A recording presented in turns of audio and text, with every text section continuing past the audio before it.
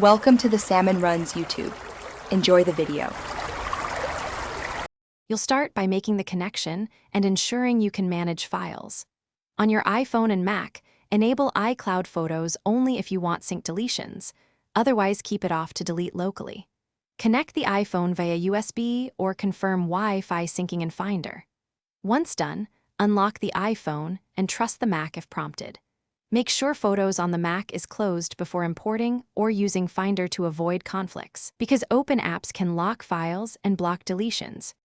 Now you'll choose which pictures to remove and why, decide whether to delete synced items or imported copies. Open Photos on the Mac and navigate to Imports or All Photos. In Finder, click your device and browse DSIM. Once you've selected images, use Shift for ranges, Command for individual pics, press Delete. That sends items to recently deleted. This gives you a safety net.